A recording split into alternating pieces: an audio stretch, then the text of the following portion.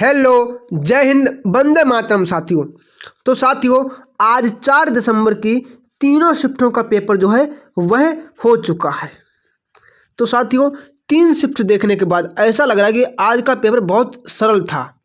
जो आज साइंस आया है वह कल की अपेक्षा थोड़ा सरल था। ठीक है, और मैं आपसे यही बोलूँगा कि मैं यहाँ आपको डेली उसी पर आधारित प्रश्न कराता हूँ। तो आप हमारे साथ सिर्फ जुड़े रहिए और आप ये देखते रहिए कि मेरे जो प्रश्न हैं उनका लेवल क्या है। तो आप हमारे पास सिर्फ जुड़े रहें। और साथियों, जो भी मेरे चैनल पर नया है तो कृपया चैनल को सब्सक्राइब जरूर कर ले और वीडियो को लाइक कर ले। ठीक है, तो चलिए आज की क्लास को स्टार्ट करते हैं। तो साथियों, आज की क्लास का हमारा पहला प्रश्न हो जाएगा। क्या है? मेंडलीव अपनी तालिकाओं में निम्न में से किस तत्व को एक सही स्थान नहीं दिया जा सका या स्थिति प्रदान नहीं कर सके? तो किसे नहीं प्रदान कर सके? हाइड्रोजन को। ऑप्शन नंबर सी बिल्कुल राइट आंसर है। क्या? हाइड्रोजन। अब इसके बाद अगला क्या हो जाएगा हमारा? प्रश्न नंबर 2। आवर्त सारणी में कौन सा तत्व अधिकतम संख्या में यौगिक बनाता है?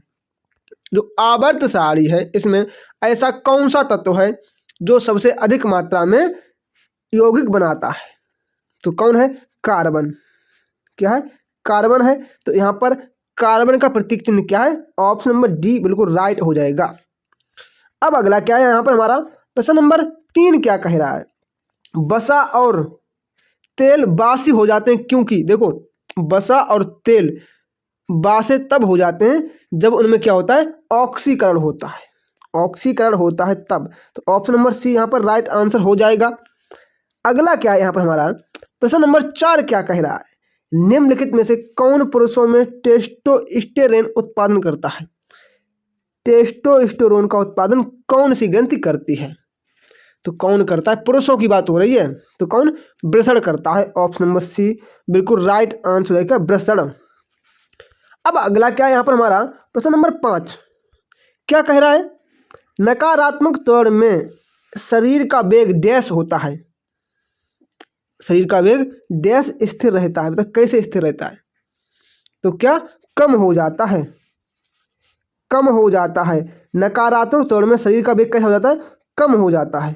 ठीक है, चलिए अगला क्या है? प्रश्न नंबर हमारा 6। द्रवों में सतह पर कणों का एक छोटे भाग से होती है। क्या होती है? द्रवों में सतह पर एक छोटे भाग से क्या होती है? अधिक संभावित ऊर्जा, गतिज ऊर्जा, संभावित कम गतिज ऊर्जा। बताइए तो क्या होती है? ऑप्शन नंबर यहाँ पर क्या हो जाएगा? बताइए। अधिक गतिज ऊर्जा होती है। अधिक गतिज ऊर्जा होती है। ऑप्शन नंबर बी यहाँ पर बिल्कुल राइट आंसर हो जाएगा। साथियों, जब इस प्रकार के प्रश्न आते हैं परीक्षा में तो आप लोग छोड़ के चले जाते हो। तो मैं इसीलिए ये सभी प्रश्न आपको कराता हूँ डेली, क्योंकि ये बहुत इंपॉर्टेंट है। अगला क्या है? प्रश्न नंबर 7 क्या कह रहा है?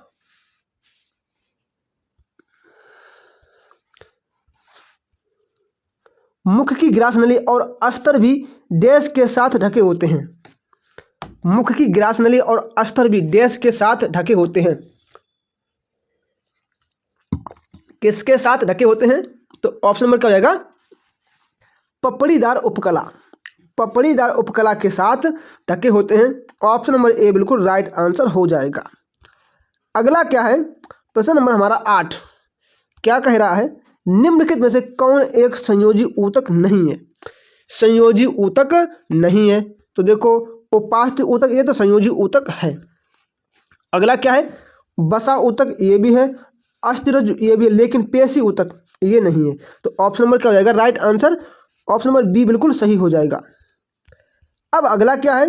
प्रश्न नंबर हमारा 9 क्या हो जाएगा? क्या है? दो वस्तुओं के बीच आकर्षण बल को क्या कहा जाता है? दो वस्तुओं के बीच लगने वाले आकर्षण बल को क्या कहते हैं? तो क्या कहते हैं? गुरुत्वाकर्षण बल कहते हैं। Option number C right answer हो जाएगा। क्या? गुरुत्वाकर्षण बल। अगला क्या है? प्रश्न नंबर 10 हमारा क्या हो जाएगा? किसी धातु को पतली तारों में खींचने की क्षमता को क्या कहा जाता है? पतली तारों में खींचने की क्षमता को क्या कहते हैं? तो उसे क्या कहेंगे? तन्यता कहेंगे। ऑप्शन नंबर ए बिल्कुल राइट है। क्या? तन्यता। अगला क्या है? प्रश्न नंबर 11 क्या है? आधुनिक आवर्त सारणी डैश पर आधारित है। आधुनिक आवर्त सारणी किस पर आधारित है? तो किस पर? परमाणु संख्या पर आधारित है, परमाणु संख्या। अगला क्या है? प्रश्न नंबर यहाँ पर हमारा 12 क्या हो जाएगा? निम्नलिखित में से कौन एक पादप हार्मोन नहीं है? पादप हार्मोन कौन सा नहीं है? तो देखो, पादप मतलब पेड़ पौधों में पाया जाने वाला हार्मोन, ये है बीबी। अच्छा, ये दोनों एक ही तार हो गई, कोई बात नहीं। साइटोकाइन ये भी, लेकिन एड्रेनालाइन ये किसमें? ये मनुष्य में पाया जाता है, मनुष्य में पाया जाता है। तो ऑप्शन नंबर डी यहाँ पर राइट आंसर हो जाएगा। अब इसके बाद अगला क्या है? प्रश्न नंबर 13। साथियों, क्या आपको ये लग रहा है कि ये क्वेश्चन आपके लिए इंपॉर्टेंट है? बहुत इंपॉर्टेंट है। तो कृपया जब भी आप अपनी पेपर देने जाएं, सबसे पहले मेरी क्लास को जरूर देख के जाएं, क्योंकि यहाँ से प्रश्न आपको डेली देखने को मिलेंगे और मिलते आ रहे हैं। अगला क्या है? प्रश्न नंबर 13। अधातु आमतौर पर उनके डैश के कारण अधिक विद्युत ऋणात्मक होते हैं। किसके कारण? जो अधातु हैं ये आमतौर पर उनकी छोटी परमाणु त्रिज्या के कारण अधिक विद्युत ऋणात्मक होते हैं। तो ऑप्शन नंबर क्या हो जाएगा? बी बिल्कुल राइट हो जाएगा। अगला क्या है? 14। प्रणोद या थ्रस्ट की एसआई इकाई क्या है? प्रणोद या थ्रस्ट की एसआई इकाई क्या हो जाएगी? तो क्या हो जाएगी साथियों? Newton. Option number C right हो जाएगा, न्यूटन। अच्छा, अगला क्या है? प्रश्न नंबर 15 क्या कह रहा है? रत्नागिरी की खदानें किस राज्य में पाई जाती हैं? ये क्वेश्चन कहाँ से आ गया? चलो छोड़ो, आ गया होगा गलती से। तो कहाँ? ये महाराष्ट्र में पाई जाती हैं। MH कहाँ? महाराष्ट्र। अगला क्या है? प्रश्न नंबर 16 क्या हो जाएगा? अंडाशय से अंडे को मुक्त करने की प्रक्रिया को क्या कहा जाता है? तो क्या? अंडोत्सर्ग कहते हैं। ऑप्शन नंबर डी बिल्कुल राइट हो जाएगा। सभी इंपॉर्टेंट प्रश्न कृपया क्लास को मिस ना करें और अंत तक जरूर देखें, क्योंकि ये भाई 20 मिनट की क्लास होती है, तो आप इसे 2x की स्पीड में 10 मिनट में खत्म कर सकते हैं। अगला क्या है? आधुनिक आवर्त सारणी में कितने समूह हैं? बताइए तो कितने? 18 समूह हैं। ऑप्शन नंबर बी राइट हो जाएगा। अगला क्या है? प्रश्न नंबर 18।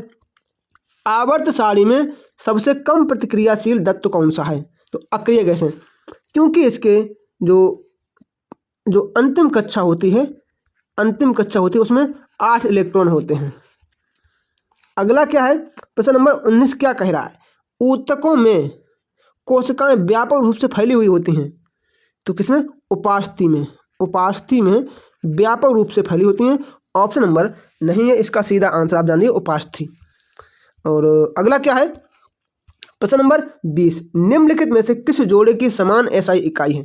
इनमें जो 4 ऑप्शन दिए गए, इनमें से कौन सा ऐसा जोड़ा सही है जिसकी समान एसआई इकाई है?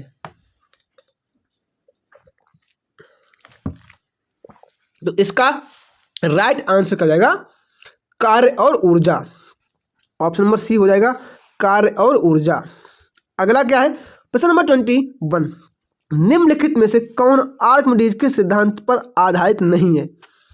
आर्किमिडीज के सिद्धांत पर तो कौन सी नहीं है? ओडोमीटर, ये नहीं है। ऑप्शन नंबर सी राइट है क्या? ओडोमीटर। अच्छा, अगला क्या है? 22। डैश हड्डियों को जोड़ता है। कौन हड्डियों को जोड़ता है? बताइए तो कौन जोड़ता है? लिंगामेंट। ऑप्शन नंबर ए हो जाएगा क्या? लिंगामेंट। चलिए अगला क्या है? प्रश्न नंबर 23 बहुत सरल है। एक प्रकार से वर्ष क्या मापता है? तो क्या ये दूरी को मापता है? अगर जो लोग और कुछ दिमाग लगा रहे तो वो गलत हो जाएंगे। अगला क्या है? प्रश्न नंबर 24। जी की एसआई इकाई तोड़ के समान है जो कि, बताइए जी की एसआई इकाई क्या हो जाएगी? मीटर प्रति सेकंड स्क्वायर। ये है तो न्यूटन प्रति सेकंड स्क्वायर, सॉरी मीटर प्रति second square. Option number B हो जाएगा सही। अगला क्या है? 25। 1 किलोवाट घंटा बराबर क्या होता है? तो क्या होता है? ऑप्शन नंबर डी कितना? इकाई, दहाई, सैकड़ा, हजार, 10,000, लाख, 10 लाख, 36 लाख जूल। चलिए अगला क्या है? 26। निम्नलिखित में से किस तत्व के लिए प्रतीक को केवल एक अक्षर होता है? अच्छा देखो, कैल्शियम का कितना होता है? Ca, क्लोरीन का Cl, तांबा का क्या होता है? अरे कार्बन का सिर्फ होता है C। तो बस ऑप्शन नंबर डी वो सी हो जाएगा राइट आंसर। अगला क्या है? प्रश्न नंबर 27। हमारी हड्डियां किस प्रकार के ऊतक हैं? तो हमारी जो हड्डियां ये कनेक्टिव टिश्यू हैं। कौन सी? कनेक्टिव टिश्यू हो जाएगा right answer, option number D. अगला क्या है 28, क्या है, जब प्रकाश एक विरल माध्यम से सघन माध्यम की ओर जाता है तो वह क्या करता है, वो विरल से सघन में जा रहा है, मतलब हवा से कांच में प्रवेश कर रहा है, तो पहले गति कैसी होगी, पहले गति कैसी होगी बताइए, तो क्या गति कम हो जाएगी। ठीक है, अगला क्या है प्रश्न नंबर 30 क्या कह रहा है, आधुनिक आवर्त सारणी में किस समूह पूरी तरह से बैलेंस शेल और रासायनिक रूप से निष्क्रिय तत्व है। अरे बताइए ऐसा कौन सा तत्व है जिसमें अक्रिय गैसें आती हैं, तो 18वां समूह, सॉरी 18वां समूह की बात हो रही है, ऑप्शन नंबर बी। अगला क्या है प्रश्न नंबर 30, निम्नलिखित में से किस वस्तु में संभावित ऊर्जा है, तो उठा हुआ हथौड़ा यही हो जाएगा, उठे हुए हथौड़े में संभावित ऊर्जा है। अगला क्या है प्रश्न नंबर 31 क्या कह रहा है, आधुनिक आवर्त सारणी में किस आवर्त में 32 तत्व शामिल है, 32 तत्व किस आवर्त में है, तो किसमें, आवर्त नंबर 6 में 32 तत्व हैं, छठे आवर्त में। अगला क्या है 32, दांत का क्षय तब शुरू होता है जब उसके मुंह का पीएच मान 5.5 से कम होता है, ऑप्शन नंबर बी राइट हो जाएगा। साथियों मैं आपसे यही बोलूँगा कि आप हमारे साथ जुड़े रहिए, साइंस को कराने की पूरी गारंटी मेरी है भैया। अगर आप में से किसी भी भैया बहन ने चैनल को सब्सक्राइब नहीं किया है तो चैनल को सब्सक्राइब कर दे तथा वीडियो को लाइक करना बिल्कुल भी ना भूलें। अगला क्या है प्रश्न नंबर 33, एक तत्व में इलेक्ट्रॉनिक कॉन्फ़िगरेशन कितना है, 2, 8 और 6 है, इसका क्या हो गया 2, 8, 16 हो गया। बताइए ये किससे संबंधित है, ये 16वां समूह और तीसरे पीरियड से संबंधित है। अगला क्या है प्रश्न नंबर 34, पौधे का भाग प्रकाश की ओर बढ़ता है, इस घटना को क्या कहते हैं। जब पौधे का भाग प्रकाश की ओर बढ़ता है तो इसे क्या धनात्मक प्रकाशानुवर्तन कहते हैं। 35 क्या है, डैश का बहुत अधिक गलनांक और क्वथनांक होता है, किसका अधिक गलनांक और क्वथनांक होता है, हीरा होगा, option number A right answer. अगला क्या है 36 क्या कह रहा है, संवेग बराबर क्या होता है, तो संवेग क्या द्रव्यमान गुणे वेग, क्या वेग, तो कहाँ ऑप्शन नंबर सी हो जाएगा राइट आंसर। अगला क्या है 37, निम्नलिखित में किस तत्व के आकार सबसे बड़े आयन हैं, सबसे बड़े आयन किसके हैं बताइए, तो किसके, फॉस्फोरस, पी हो जाएगा राइट आंसर। अगला क्या है 32,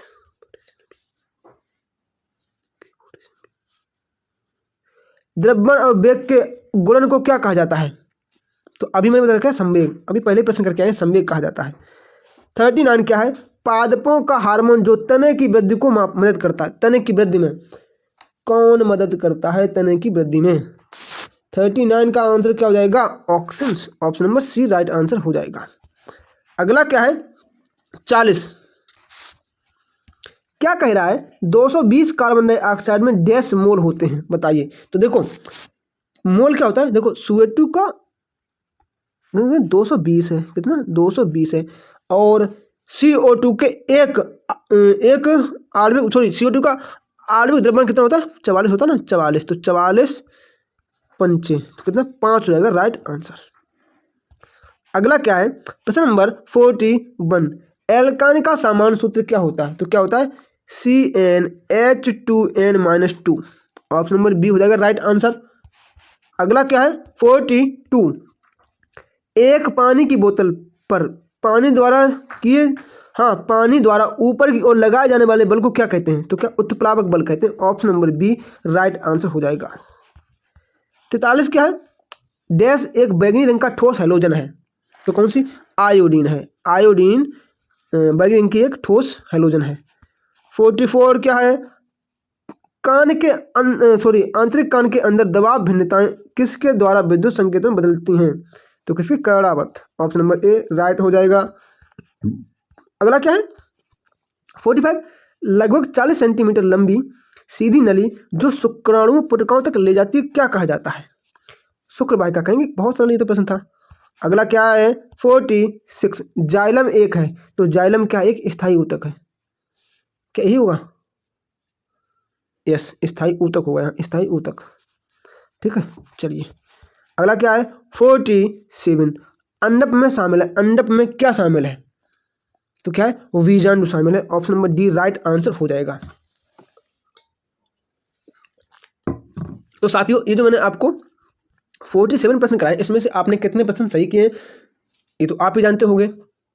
हाँ, मैं आपसे यही देखो, ज़्यादा नहीं बोलता हूँ, मैं बस यही आपसे बोलना चाहता हूँ कि आप मेरे चैनल को सब्सक्राइब करें और मेरे साथ जुड़े रहें, क्योंकि मैं आपको डेली यहाँ पर जो प्रैक्टिस करा हूँ वो अपर लेवल के क्वेश्चन लेके आता हूँ, क्योंकि इसी टाइप के प्रश्न आपकी परीक्षा में पूछे जाते हैं। चलिए मिलते हैं अपनी कल की क्लास में, तब तक के लिए जय श्री राम, राधे राधे।